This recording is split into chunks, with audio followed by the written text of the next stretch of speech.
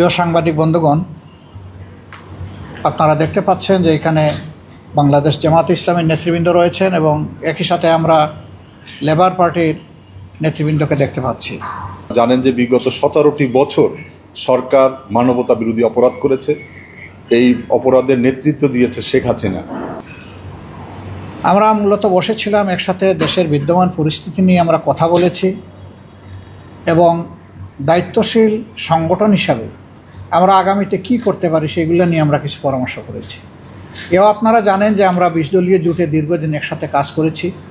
যদিও বর্তমানে আমাদের সেই জোটটি সেভাবে নেই, কিন্তু আমাদের পারস্পরিক সম্পর্ক রয়ে গেছে। এটার চেয়েও বড় কথা হলো, যারা রাজনীতি করেন তারা দেশের জন্য, মানুষের জন্যই রাজনীতি করেন। এই হিসাবে এত বড় একটা পরিবর্তন, যেখানে সকলের আপামর ছাত্র জনতা সহ জনসাধারণের অংশগ্রহণ ছিল, নারী পুরুষ আবার বৃদ্ধ বনিতা শিশু সবাই ছিল যে আন্দোলনে, এবং কম বেশি সকল গ্রুপের মানুষই শাহাদাত বরণ করেছে। আমরা প্রথমে যারা এই আন্দোলনে দুনিয়া থেকে বিদায় নিয়েছেন, জালিমের বুলেটে অথবা বিভিন্নভাবে আঘাত পেয়ে, তাদের রুহের মাগফিরাত কামনা করছি এবং আল্লাহর দরবারে তাদের শাহাদাত কবুল হওয়ার জন্য দোয়া করছি। সুখ সন্তপ্ত পরিবার যারা আছেন, আল্লাহ যেন তাদেরকে সবরে জামিল আতা করেন সেই দোয়া করছি। আহত যারা আছেন, আল্লাহ তাআলা তাদের সকলকে পূর্ণ সুস্থতার নিয়ামত দান করুন, এটা দোয়া করছি।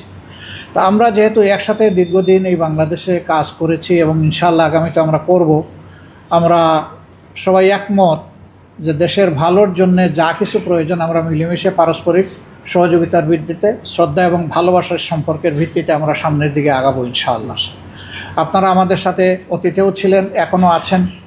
ভালো কাজে, দেশ গড়ার কাজে আমরা আপনাদেরকে আশা করি যে সবসময় সঙ্গী হিসাবেই পাবো। আপনারা জানেন যে জামাত ইসলামীর সাথে আমাদের পথ চলা নতুন নয়। আমরা দীর্ঘকাল যাবৎ আমাদের সাথে জামাত ইসলামীর সাথে একসাথে কাজ করা। লেবার পার্টির প্রতিষ্ঠাতা মৌলানা আব্দুল মতিনও জামাত ইসলামীর সাথে কাজ করেছেন। আমরা বাংলাদেশের বৃহত্তর ইসলামী আন্দোলনের সংগঠন হিসাবে জামাত ইসলামীর পথ চলায় আমরা মনে করি যে বাংলাদেশ সংখ্যাগরিষ্ঠ মুসলমানের দেশ হিসাবে এখানে একটি ইসলামী সমাজ প্রতিষ্ঠার জন্য জামাত ইসলামীর অবদান অনস্বীকার্য। বিগত সরকার জামাত ইসলামীর উপরে বুলডোজার চালিয়েছে, জামাত ইসলামীর শীর্ষ নেতাদেরকে একে একে ফাঁসি দিয়েছে, বিচারের নামে অবিচার করেছে, যুদ্ধ অপরাধের নাম তুলে মানবতা বিরোধী অপরাধের কথা বলে, যাদের নামে ন্যূনতম একটা জিডি পর্যন্ত ছিল না মুক্তিযুদ্ধের পরে, তাদেরকে লাইন ধরে ফাঁসি দিয়েছে। এই অবিচারগুলো বাংলাদেশের জনগণ কোনোভাবে মেনে নেয়নি, যার বিস্ফোরণ আপনারা বিগত 5 তারিখে দেখেছেন।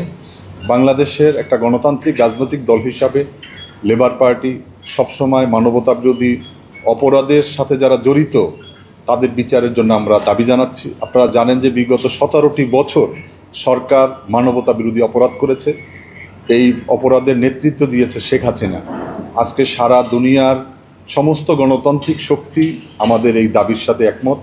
আমরা প্রত্যাশা করব যে এই যে বাংলাদেশে যেই সমস্ত খুন, গুম, অপহরণ, নিপীড়ন, নির্যাতন, মানুষের বাড়িঘরে অগ্নিসংযোগ, মন্দির ভেঙে দেওয়া, আপনারা দেখেছেন যে রামুতে কিভাবে বৌদ্ধ মন্দির কিভাবে জ্বালিয়ে দেওয়া হয়েছে। বাংলাদেশের যে প্রধানতম যে উপাসনালয় হিন্দুদের, আমাদের এখানে হিন্দুরত্ন রামকৃষ্ণ সাহা আছেন, যে সেই মন্দিরের অলংকার পর্যন্ত চুরি করেছে আওয়ামী লীগের নেতাকর্মীরা, যার কারণে সমস্ত আজকে বাংলাদেশকে একটা মাইনরিটিদের নিয়ে যেই ষড়যন্ত্র, এগুলো সব কিন্তু তাদের আগেরকার ছবি, ভিডিও। আমরা মনে করি যে বাংলাদেশ এগিয়ে যাবে এই তারুণ্যের হাত ধরে। 5 তারিখে যেই জনবিস্ফোরণ, গণ অভ্যুত্থান হয়েছে, আমরা বিশ্বাস করি তরুণদের হাত ধরে সকল সময়ের মতো 2024 সালে হয়েছে এবং আমরা একটা সমৃদ্ধ বাংলাদেশের দিকে এগিয়ে যাব। জামাত ইসলামীকে আমরা একত্রেই আমাদের এই পথ চলায় আমরা সাথী হিসাবে পাবো, এইটাই আমাদের প্রত্যাশা। আপনাদের সবাইকে ধন্যবাদ।